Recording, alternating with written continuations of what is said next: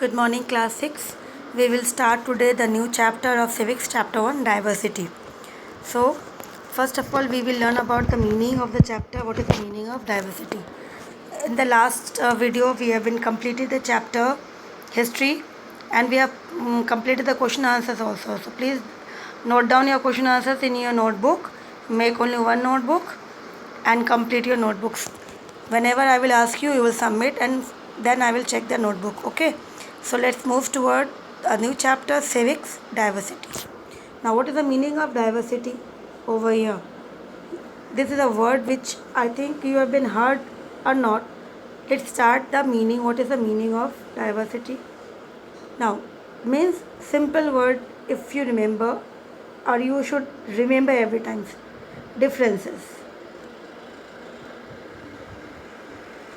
तो इसे हम डिफरेंसेस भी बोल सकते हैं आपको समझाने के लिए. डिफरेंसेस मीन्स अब यहाँ पे देखो एक बार पिक्चर्स है, यहाँ पे पिक्चर्स दिख रहे हैं आपको. पिक्चर्स किसकी है? They are different peoples and all of them are different. हर कोई एक दूसरे से डिफरेंट है. ये से डिफरेंट है, ये से डिफरेंट है, ये से डिफरेंट है. तो यहाँ पे क्या है? एक दूसरे से सारे लोग अलग अलग हैं. तो इसी तरह से यहाँ पे इतने सारे लोग हैं, अलग अलग लोग हैं. और हमारे इंडिया में भी there differences, lot of differences are there. So each are different from other. हर कोई एक दूसरे से डिफरेंट है, और इसी को ही क्या कहा जाता है? डाइवर्सिटी. ठीक है ना. तो इसीलिए मैंने एग्जाम्पल अभी बताया कि अगर हम चाहें तो इसको हम क्या बोल सकते हैं? डिफरेंसेस बोल सकते हैं. Differences, we have lot of differences और different peoples we are having in the country. Different people, different language, state wise. So all these together, it means India is having a lot of diversity based on language, based on state, based on culture. So this is what we are going to do in this chapter. What we will learn, first of all, various forms of diversities. जैसे अभी मैंने कहा based of language है, लिटरे. तो इसी तरह से causes of diversities, कितने डिफरेंसेस क्यों हैं, इसके पीछे कारण क्या है, ये डिस्कस करेंगे. फिर differences between diversities and inequality. तो अगर हम अलग अलग हैं तो क्या हमारे बीच में भेदभाव है, हम अनइक्वल हैं, ये डिस्कस करेंगे. और यूनिटी इन डाइवर्सिटी, कि हम अलग होके भी हम एक है. तो इसी तरह से ये चीज़ें हम डिस्कस करेंगे इस चैप्टर में. चलो चैप्टर्स में बढ़ते हैं, आगे जाते हैं हम लोग. यहाँ पे कुछ पूछा गया है. Identify the animal shows in the image. तो इज इट एलिगेटर और स्क्वायरल? क्या लगता है आपको, एलिगेटर है या स्क्वायरल या स्क्वायरल है? ठीक है,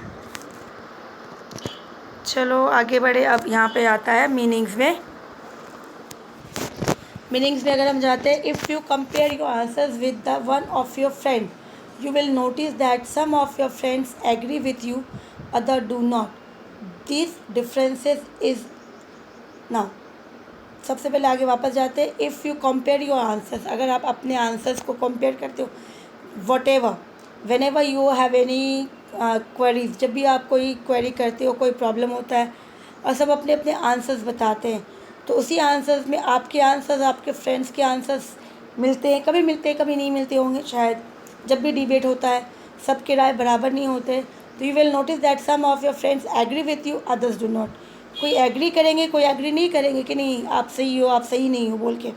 ठीक है.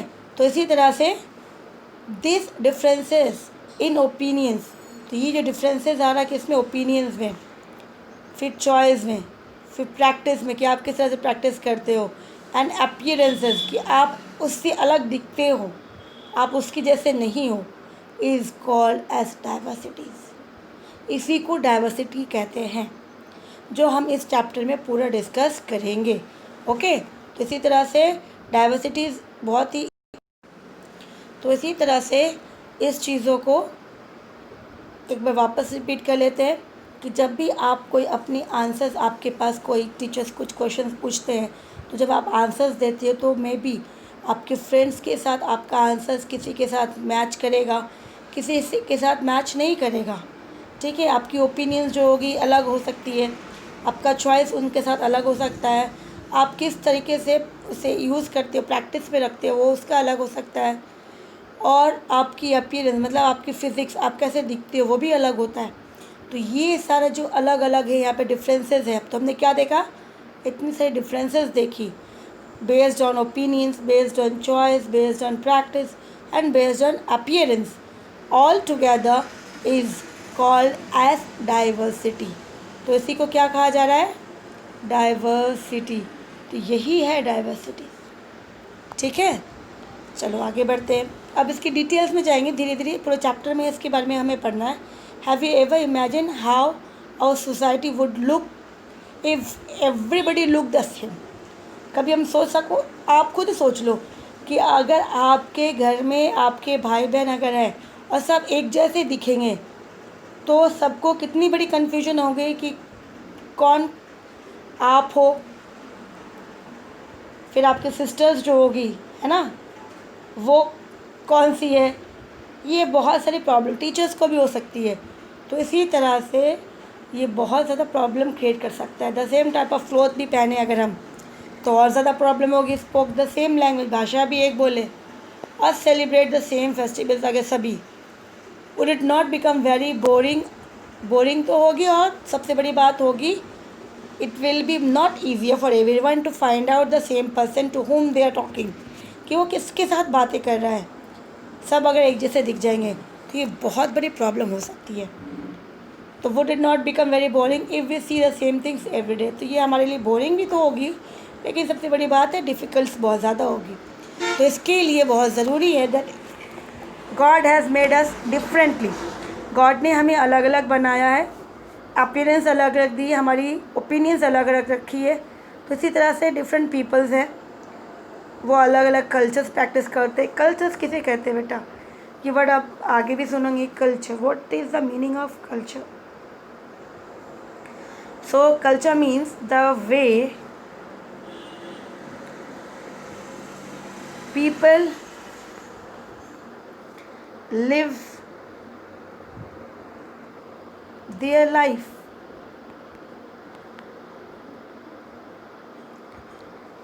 So the way people live their life, लोग जो अपनी ज़िंदगी, अपनी लाइफस्टाइल जैसे वो रहते हैं, रहन सहन उनका, उन्हीं को कहा जाता है कल्चर।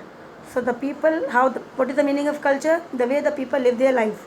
तो every religions they have their own culture, हर रिलीजियस का अपना कल्चर है। And we have different religious also, बहुत सारे रिलीजियस है।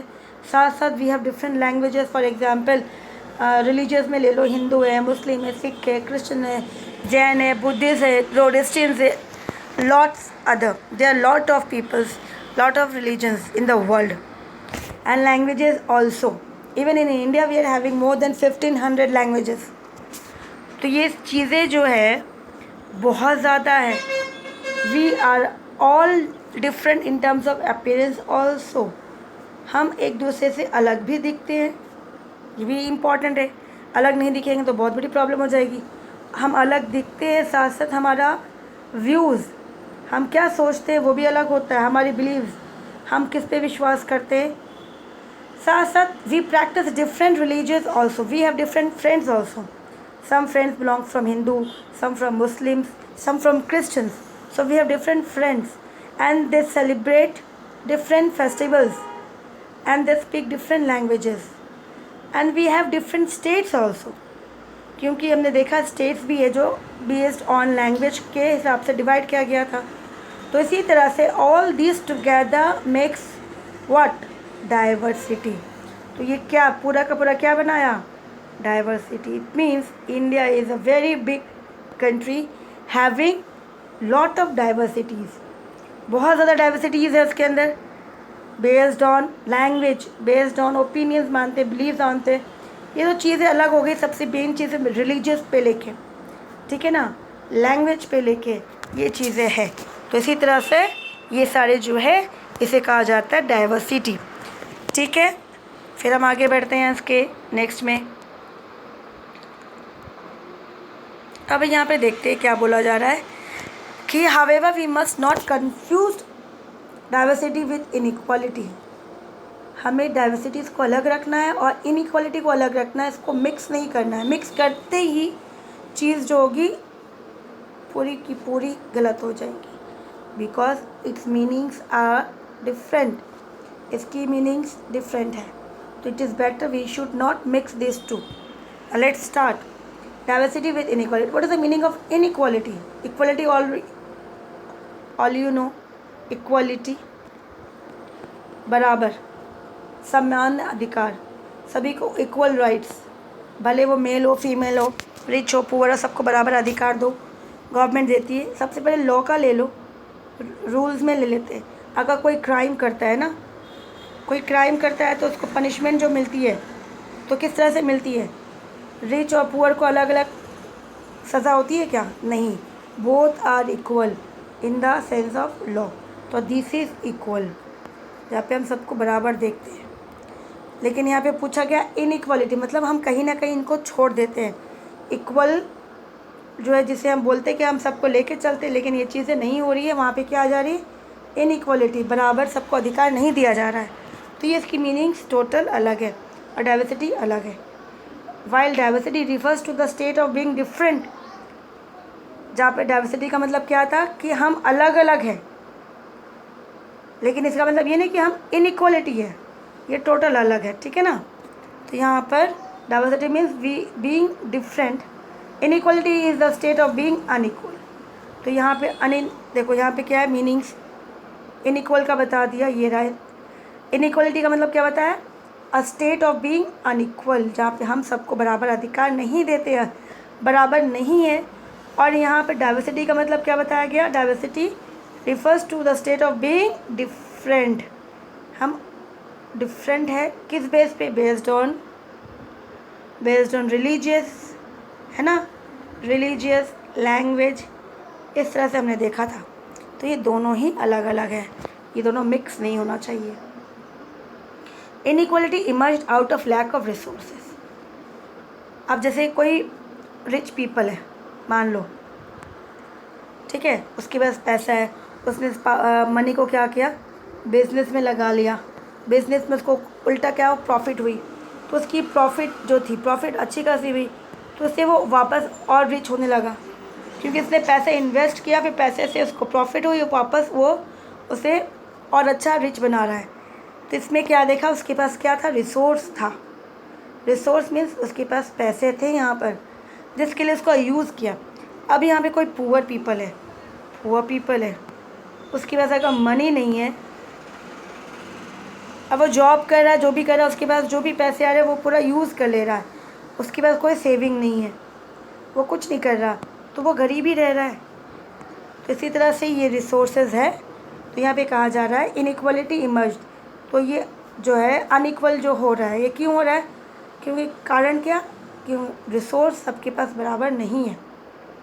Opportunities that are available to other people in the societies, किसको अगर अपॉर्चुनिटीज़ किसे कहा जाता है? अगर हम उससे मतलब कोई रास्ता मिलता है, ज़रिया, माध्यम, जिसके थ्रू वो आगे बढ़ सके। तो यह भी अपॉर्चुनिटीज़ को जब कोई चीज़ें मिल रही है जिसके माध्यम से वो आगे जा सके, लेकिन अगर उसके पास रिसोर्स नहीं है लेकिन फिर भी वो नहीं जा पा रहा है, तो इसलिए वो क्या हो गया?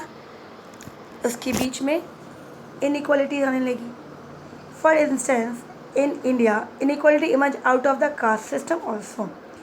तो इंडिया में सबसे पहले इनइक्वालिटी जो हो रही है, जो आ रही है, देखा जाता है वो किसके कारण आती है? कास्ट सिस्टम के थ्रू आ रही है। क्योंकि कास्ट सिस्टम इंडिया में डिवाइड कर देता है किसे? ये चीज़ें वो सोसाइटी को डिवाइड कर देता है। अपर कास्ट कौन कौन सी है, इस तरह से वो लोग रूल करेंगे, वो पैसे वाले हैं, तो इस तरह से डिफरेंट ग्रुप्स को बना देते हैं। And it also dictated the professions, कि वो लोग अपर कास्ट के हैं तो वो कौन लोग हो गए, मिडिल कास्ट है या लोअर कास्ट है, ठीक है। तो इसी तरह से वो प्रोफेशंस को भी डिक्टेट करते कि वो क्या काम करे, किस तरह से काम करे।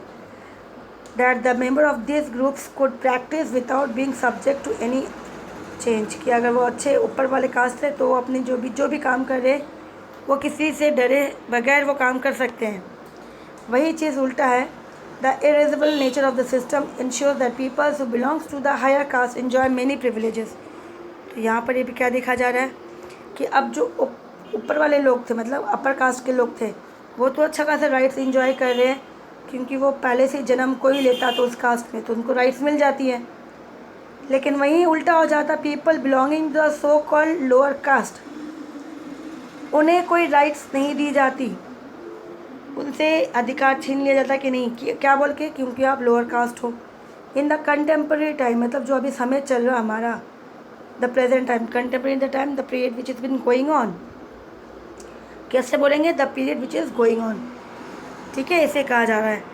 अब यहाँ पर क्या बोल रहे हैं कि inequality always emerge out of economic differences. तो अभी हमने जैसे डिस्कस किया था रिच और पुअर का, ये चीज़ें हैं कि रिच के पास मनी था तो वो और रिच हो गया, पुअर के पास मनी नहीं था, उसके पास इतना ही था कि वो बस ज़िंदा रह सके, तो उसकी सिचुएशन पुअर ही रही। कभी कभी देखा जाता है ये इससे भी नीचे चले जाते हैं कि उनके पास खाने को भी कुछ नहीं मिलता है। तो इसी तरह से ये दोनों गैप जो है बहुत ज़्यादा बड़ा है। तो ये चीज़ें जो है हमारे लिए एक बहुत बड़ा चैलेंज है।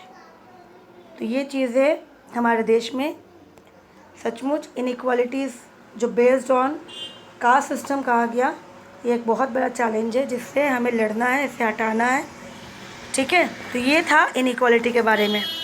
फिर हम आते हैं कॉजेज़ ऑफ डाइवर्सिटीज़, कि डाइवर्सिटीज़ जो हो रही है, जो डिफरेंसेस आ रही है, वो किसके बेस पे।